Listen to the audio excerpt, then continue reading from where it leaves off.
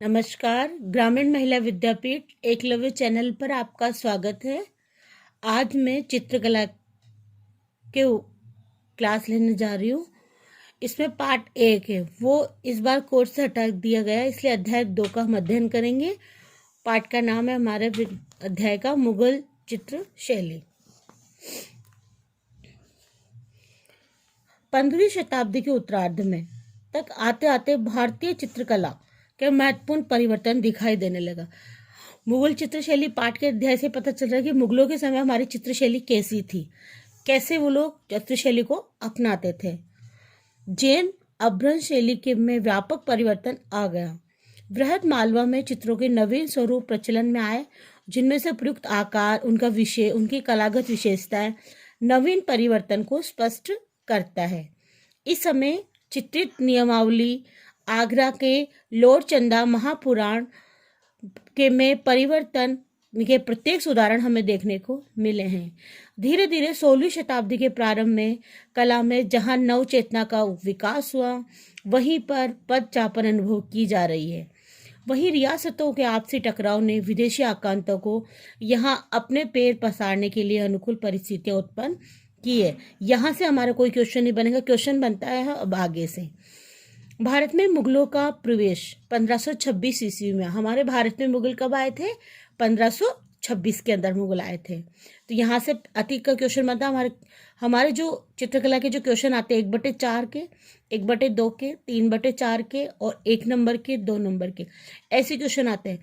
तो छोटा सा क्वेश्चन वो एग्जामिनर पूछ सकता है, भारत में मुगलों का प्रवेश कब हुआ था? तो 1526 के अंदर हुआ था, जब बाबर पानीपत के युद्ध में विजय हुआ था। उस समय विजय किसकी हुई थी? बाबर की। कौन सा युद्ध चल रहा था? पानीपत का। दिल्ली का शासक बना था। कहाँ का? पानीपत के युद्ध को जीत के बाबर कहाँ का शासक बना था? दिल्ली का। तो इस लाइन से 5 क्वेश्चन बन गए। भारत में कब आए थे? 1526 में। युद्ध कब हुआ था? किसके बीच हुआ था? बाबर के बीच में हुआ था। पानी युद्ध कब हुआ? कहाँ हुआ? पानीपत में। शासक कहाँ का बना? दिल्ली का। बाबर तैमूर यानी पितृपक्ष के 5वीं संतान थे। तैमूर उसके पितृपक्ष वाले थे, इनकी 5वीं पीढ़ी थी। और मंगोल योद्धा चंगेज खां यानी मातृपक्ष की 14वीं पीढ़ी थी, इसीलिए इन्हें मुगल भी कहा गया है। मुगल शहंशाह प्रारंभ से ही कला प्रेमी थे। मुगल लोग कैसे थे? कला प्रेमी थे। बाबर, हुमायूं, अकबर, जहांगीर, शाहजहां तक की इस शैली के लिए निरंतर से क्रमिक विकास करते दिखाई दिए। जो मुगल काल था वो चित्रकला प्रेमी रहा है। यहाँ से हमें इसको चीज की दिखाई देता है। मुगल शैली का प्रारंभ ईरानी कला से हुआ था। प्रश्न यहाँ से भी बनता है, मुगल शैली का प्रारंभ कौन सी कला से हुआ था? ईरानी कला से हुआ था, जिसे भारतीय संदर्भों में प्रस्तुत किया जा रहा था। अकबर के समय ये शैली राजस्थानी, अपभ्रंश और दक्षिणी शैलियों के संबंध में नवीनता प्राप्त कर मौलिकता प्राप्त करने वाली थी। कहा जाता है कि ईरानी व राजस्थानी शैली मुगल शैली का जन्मदाता है। प्रश्न यहाँ से ही बनता है, ईरानी और राजस्थानी शैली का जन्मदाता कौन है? तो मुगल शैली ही ईरानी और राजस्थानी शैली का जन्मदाता है। जहांगीर के समय वह पूर्णतया भारत हो गई थी, परंतु शाहजहां के समय इस यूरोपीय प्रभावित अधिक हो गया। राय कृष्णदास ने मतानुसार वो कहते हैं कि भारत में मुगल शैली का जन्म बाबर के आगमन से हुआ था। प्रश्न आता है यहाँ से, राय कृष्णदास ने मुगल शैली का प्रारंभ कब से माना है?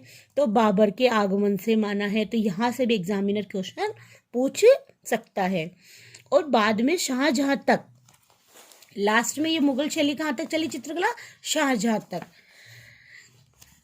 मुगल शासकों के काल में उसका निरंतर विकास होता रहा, जिसका जन्म उसका जहांगीर का शासन काल था। सबसे ज्यादा चित्रकला का जो प्रयोग किया गया था किसने किया था? जहांगीर ने। शाहजहां के पश्चात औरंगजेब सत्तारूढ़ हो गया, और औरंगजेब के आते ही पूरी मेवाड़ की जो चित्रशैली थी मुगलों की, वो सब समाप्त हो गई। ये कट्टर शासक था। कौन? औरंगजेब।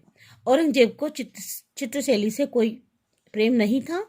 उसने कलाकारों को चित्रांकन छोड़ने अथवा बाध्य कर दिया, और जो चित्रांकन यानी जो चित्रशैली का कार्य करते थे, चित्र बनाने का कार्य करते थे, उनको क्या कर दिया? बाध्य कर दिया। जान बचाने कलाकार दूसरी रियासतों में शरण चले गए और उनके ऊपर अत्याचार करता। जो कलाकार थे, चित्र बनाया करते थे, वो लोग कहाँ चले गए?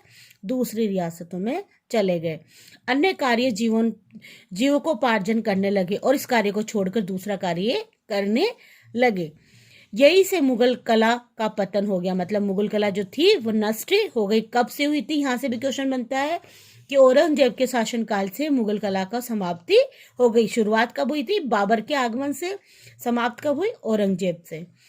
दरबारी कला होने के कारण मुगल शैली का प्रत्येक बादशाह के साथ उसकी रुचि के अनुसार परिवर्तन होता रहा। इसीलिए मुगल कला को प्रत्येक मुगल बादशाह में कला क्रमानुसार समझना औचित्यपूर्ण रहेगा। अब आता है सबसे पहले बाबर, क्योंकि शुरुआत किसने करी थी? हमारे बाबर ने करी थी। बाबर को भारत के मुगल साम्राज्य की स्थापना का श्रेय दिया जाता है। प्रश्न आता है, भारत में मुगलों की स्थापना किसने करी थी? बाबर ने। कब करी थी? 1526 ईस्वी के अंदर। लेकिन वह बहुत कम समय के लिए ही शासक रह सका, उसने ज्यादा समय नहीं बिताया।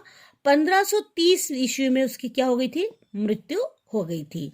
इस काल के चित्र उपलब्ध नहीं है। आज तक हमें इस बाबर के काल के जो चित्र थे वो हमें उपलब्ध नहीं है।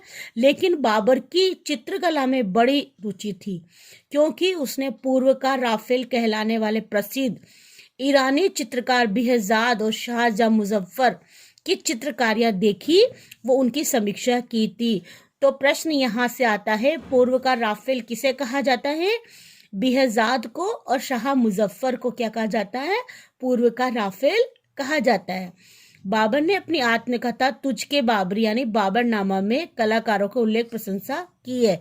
यहाँ से भी इंपॉर्टेंट क्वेश्चन है, बाबर ने अपनी आत्मकथा कहाँ लिखी? तुझ के बाबरी यानी बाबरनामा के अंदर। इसकी किसकी कथा है? किसकी आत्मकथा है? बाबर की आत्मकथा है। तो इस टॉपिक में से कितने क्वेश्चन बनते हैं? पूर्व का राफेल किसे कहा जाता है? बेहजाद और शाह मुजफ्फर को। और बाबर की आत्मकथा कहाँ? तुझ के बाबरी में, बाबर नामा में। शुरुआत कब से हुई थी? 1526 से। मृत्यु कब हुई थी? 1530 में। तो हमारे जो एग्जाम में आते हैं वो छोटे छोटे क्वेश्चन ही आते हैं। इसके बाद में आते हैं हुमायूं। बाबर के बाद में कौन आएंगे? हुमायूं। बाबर के पश्चात उनके ज्येष्ठ पुत्र, क्योंकि बाबर के पुत्र कौन थे? हुमायूं। हुमायूं 1530 से 1556 ईस्वी में राज्य को संभाला। जब पिता की मृत्यु हो गई थी 1530 में, तो किसने संभाला था? हुमायूं ने संभाला। हुमायूं का पूरा जीवन संघर्षों में बीता, क्योंकि उसके पिताजी कम उम्र में उसको छोड़ के चले गए और उसके बाद में पूरी सत्ता थी। लेकिन वो कला प्रेमी था। संघर्षों में बीतने के बाद में भी वो कैसा व्यक्ति था? कला प्रेमी था। अपने लश्कर में वह चित्रकार भी रखता था, और अपने जो वहां पर साम्राज्य था उसमें भी कौन रखता था? चित्रकार रखता था। जब वह ईरान के शाह की मदद लेकर पुनः भारत आया, तो अपने कला प्रेम के कारण ईरानी चित्रकार मीर सैयद अली जुदाई और ख्वाजा अब्दुल शमद सिरोजी को भी भारत लेकर आया। जो उसके चित्रकार थे उनको भी कहाँ लेकर आया? भारत में लेकर आया। ये दोनों ईरानी शैली के सिंहस्थ कलाकार थे। बालक अकबर ने उनसे चित्रकला सीखी थी। जो बालक था उनका अकबर, उसने क्या करा था? यहाँ से चित्रकला सीखी थी। किससे सीखी थी? हुमायूं से सीखी थी। इस समय जो चित्र तैयार किए गए थे वे पूर्णतया फारसी ईरानी शैली में तैयार किए गए थे। हुमायूं के समय दास्ताए अमीर हमजा यानी हमजा नामा चित्र तैयार किया गया। तो हुमायूं के समय कौन सा चित्र बना था? ये क्वेश्चन इंपॉर्टेंट है। तो कौन सा था? दास्ताए अमीर हमजा। चित्रण प्रारंभ हुआ, परंतु अकबर के समय में पूरा हुआ था। चित्र तो बना हुमायूं के समय, लेकिन वो भी ज्यादा जीवित ना रहे, तो किसके समय बना? अकबर के समय पूरा हुआ। अकबर पोथी खाना यानी पुस्तकालय। पोथी खाना किसे कहा जाता है? ये भी प्रश्न आता है। तो किसे कहा जाता है? पुस्तकालय को। सीढ़ियों से पैर फिसलकर गिरने से हुमायूं की मृत्यु हो गई। और अकबर जो उसका बेटे थे, बाबर के जो बेटे हुमायूं थे, उनकी मृत्यु कहाँ से हो गई? सीढ़ियों से। कहाँ से? पुस्तकालय की सीढ़ियों से गिरने से मृत्यु हुई। कारण भी पूछ सकता है हुमायूं की मृत्यु किस कारण से हुई थी? तो पुस्तकालय की सीढ़ियों से मिलकर इसकी मृत्यु हो गई। जिस कारण मात्र 13 वर्ष की आयु में ही अकबर को राज्य का बागडोर संभाली और कम उम्र में एक छोटे से बच्चे को क्या दे दी, राज्य की सीमा दे दी। बाबर व हुमायूं कला की दृष्टि से जीवन का आनंद राजनीति परिस्थितियों के अस्थिरता के कारण न ले सके, परंतु अकबर ने अपनी कुशलता से न केवल राज्य का विस्तार किया बल्कि एक मजबूत साम्यवादी शासक के रूप में भी छवि बनाई। छोटी सी उम्र के एक छोटे से बालक ने पूरे मुगल शासक का क्या करा, नाम रोशन कर दिया। अकबर के शासन काल में ईरानी चित्रकार को पहले ही भारत में आ गए थे। उनमें मीर सैयद अली, ख्वाजा अमीनुद्दीन शिवाजी प्रमुख थे। इन दोनों कलाकारों ने अकबर की रुचि, नीति, प्रभुत्व, कला क्षेत्र में समन्वय को भावना भर दी।